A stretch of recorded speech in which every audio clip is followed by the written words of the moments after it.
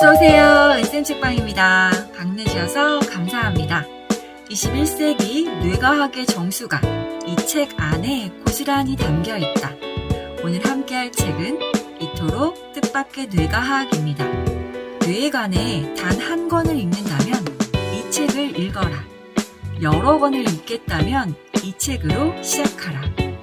이 책은 뇌과학에 대한 잘못된 오해와 편견들을 바로잡아주는 최신 뇌과학의 정수가 담긴 책입니다. 평소 뇌에 대해 궁금하셨다면 오늘 끝까지 함께 해주세요. 흥미로운 시간이 되실 겁니다. 저자는 리사 펠드먼 베럿 교수로 하버드 대학의 수석 과학 책임자이며 심리학 및 신경과학 분야에서 혁신적인 연구로 세계에서 가장 많이 인용된 과학자입니다. 그녀는 한마디로 상위 1%에 속하는 신경과학자로 과학자들의 과학자로 불립니다. 저서로는 감정은 어떻게 만들어지는가가 있으며 정서편람, 정서의 심리적 구축, 맥락 속 마음, 정서와 의식 등의 학술서를 공저했습니다. 이토록 뜻밖의 뇌과학은 어떤 내용을 담고 있을까요? 리사 펠드먼 베럿 교수는 총 7강에 걸쳐 우리의 뇌를 설명하고 있는데요. 차례를 잠깐 살펴본 뒤 뇌에 대한 3가지 오해와 진실을 말씀드리겠습니다.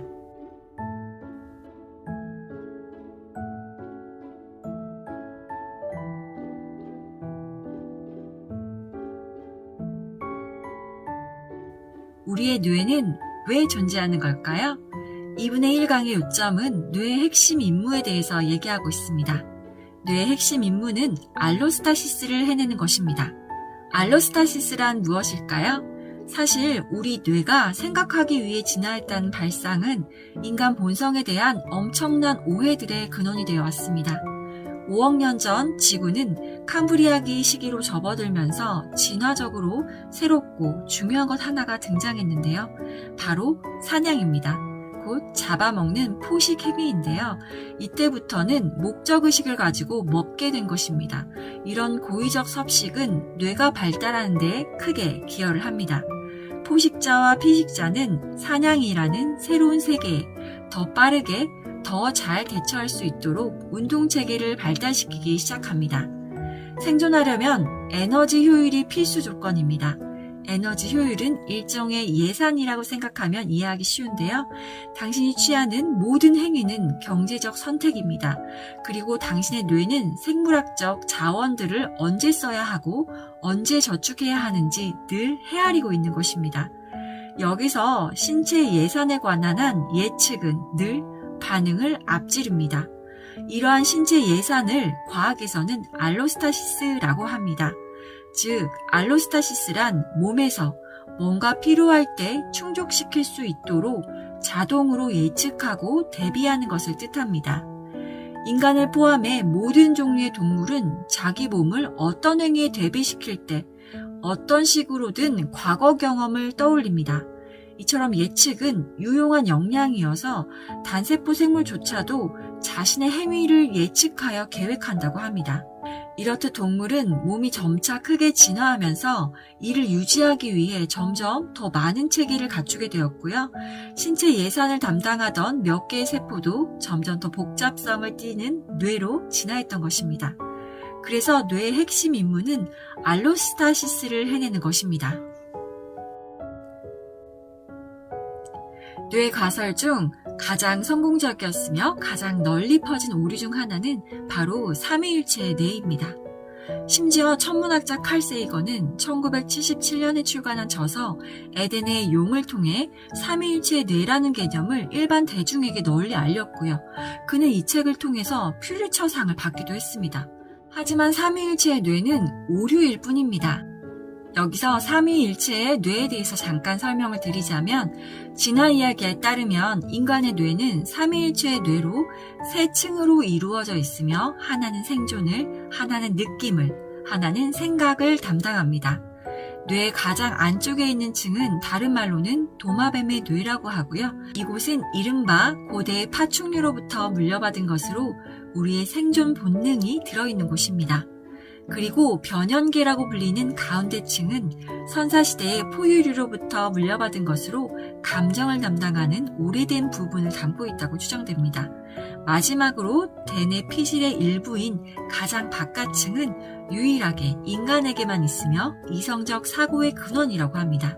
심피질이라고도 알려져 있으며 심피질 일부를 전전두 피질이라고 부르는데 이곳은 감정적 뇌와 파충류의 뇌를 조절하는 역할을 합니다. 삼위일체 뇌 가설을 지지하는 사람들은 인간이 매우 커다란 대뇌 피질을 가졌다는 것에 주목하고 이를 의심할 나위 없는 이성적 본성의 증거로 봅니다. 하지만 삼위일체 뇌가설은 과학을 통틀어 가장 성공적이었으며 가장 널리 퍼진 오류 중 하나일 뿐입니다. 분자유전학의 최신 연구들 덕분에 우리는 파충류와 포유류 동물들이 인간과 같은 종류의 신경세포들을 갖고 있다는 사실을 알게 되었습니다. 심지어 그 전설적인 인간의 심폐지를 만들어낸 신경세포까지 포함해서 말이죠. 인간의 뇌는 파충류의 뇌에다 감정을 담당하는 부분과 이성을 담당하는 부분이 진화해 덧붙여지는 방식으로 생겨나지 않았습니다. 과학자들은 최신 모든 포유류의 뇌가 단 하나의 제조 계획에 따라 만들어졌으며 파충류와 다른 척추동물들도 같은 계획대로 만들어졌을 가능성이 크다는 사실을 발견했다고 합니다. 포유류의 뇌를 형성하는 신경세포들은 놀라울 정도로 예측 가능한 순서대로 만들어집니다. 그토록 많은 척추동물의 뇌가 같은 순서로 발달한다면 왜 이 뇌들은 제각각 달라 보이는 것일까요? 그 이유는 만들어지는 프로세스가 단계적으로 이루어지며 종별로 각 단계를 지속하는 기간이 짧거나 길기 때문입니다. 생물학적 요소들은 똑같고 차이가 나는 것은 오직 시간입니다. 그래서 인간의 뇌는 새로운 부분이란 없습니다. 우리의 대뇌 피질은 상대적으로 뇌가 작은 원숭이, 침팬지, 그리고 다양한 육식동물에게서 발견되는 상대적으로 작은 대뇌 피질의 확대 버전에 지나지 않습니다. 많은 척추동물이 동일한 신경세포들을 발달시켰으며 몇몇 동물의 경우 결정적 단계가 충분히 오래 지속되면서 이 세포들이 대뇌 피질을 형성하는 것입니다. 당신의 뇌는 쥐나 도마뱀의 뇌보다 더 진화한 것이 아니라 그저 다르게 진화한 것입니다. 삼위일체의 뇌는 허구입니다. 당신의 뇌는 세 개가 아니라 하나입니다. 당신의 뇌는 하나의 신경망, 곧 네트워크입니다. 뇌로 말하자면 1280억 개의 신경세포가 하나의 거대하고 유연한 구조로 연결된 네트워크인데요. 놀랍게도 뇌 네트워크는 당신의 장까지도 확장될 수 있습니다. 우리의 뇌 네트워크는 항상 켜져 있고 모든 신경세포는 배선을 통해 계속 끊임없이 수다를 떱니다. 이 의사소통은 당신이 죽을 때까지 멈추지 않습니다. 그리고 우리의 뇌 네트워크는 정지해 있지 않고 지속적으로 변화합니다. 뇌 네트워크는 신경전달 물질 및 신경조절 물질에 따른 빠른 변화로 즉각적이고 지속적으로 일어납니다.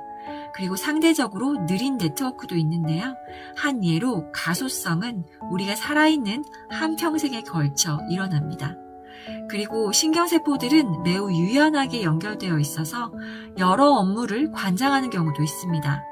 예를 들어 아기가 선천적으로 심한 백내장을 가지고 태어났다면 뇌가 시각 정보를 입력받지 못하기 때문에 시각 피질의 신경세포는 다른 감각을 위해 용도가 변경이 됩니다. 이처럼 신경세포는 두 가지 이상의 일을 할 수 있다는 얘기입니다. 뇌에는 축중이 존재합니다. 축중이란 서로 다른 신경세포들의 집단이 동일한 결과를 만들어낼 수 있음을 의미하는데요. 한 가지 눈 색깔이라도 서로 다른 유전자들의 조합으로 만들어질 수 있고요. 그리고 우리가 이렇게 모든 행위와 경험이 다양한 방법으로 만들어질 수 있다는 것을 의미합니다. 예를 들어 당신이 두려움을 느낄 때마다 뇌는 처음과 다른 신경세포들의 다양한 조합으로 그러한 느낌을 만들어낼 수 있습니다. 과학자들은 모든 생물학적 시스템에 축중이 존재한다고 보고 있다고 합니다. 마지막으로 네트워크 조직에는 또 다른 이점이 있습니다. 그것은 인간의 마음을 만들어내는데 핵심이 되는 특별한 속성을 뇌에 제공하는데요. 이 특성을 복잡성이라고 부릅니다. 복잡성이란 엄청난 수의 각기 다른 신경 패턴들로 스스로를 구성해내는 뇌의 능력입니다. 뇌는 과거에 도움이 되었던 패턴들을 불러들여서 새롭게 시도할 만한 패턴을 만들어냄으로써 우리는 끊임없이 변화하는 상황으로 가득한 세상에서 효율적으로 몸을 운영할 수 있게 되었던 것입니다. 복잡성은 뇌가 모든 상황에서 유연하게 행동하게 해줍니다. 그리고 복잡성이 높은 뇌는 더 많은 것을 기억할 수 있고요. 더 복잡한 두뇌는 더 창의적입니다. 복잡한 두뇌는 변화하는 환경이 시시각각 다른 신체 예산을 요구하는 것에 더 빨리 적응할 수 있습니다. 그뿐 아니라 복잡성이 높을수록 뇌가 손상에 더 탄력적으로 대응할 수 있습니다. 지금까지 뇌에 대한 3가지 오해와 진실에 대해 말씀드렸습니다. 뇌과학 책이라고 하면 몇 해 전에 한 유튜버 분에 의해서 이슈가 되었던 책이 떠오르는데요. 그 책은 오래전에 절판되었던 책이었지만 재발행됐잖아요. 그만큼 많은 분들이 우리 뇌에 대해서 많이 알고 싶어 하는구나 이런 걸 느낄 수 있는데요. 세계적으로 저명한 베럭 교수의 책을 통해서 과거 뇌과학에 대한 오해를 최신 뇌과학의 진실로 채워보는 건 참 의미 있는 일일 것입니다. 긴 시간 함께 해주셔서 감사드리고요. 구독, 좋아요, 댓글로 많은 응원 부탁드립니다. 저는 또 좋은 책으로 다음에 찾아뵙도록 하겠습니다. 그때까지 모두 건강하시고 행복하세요. 안녕.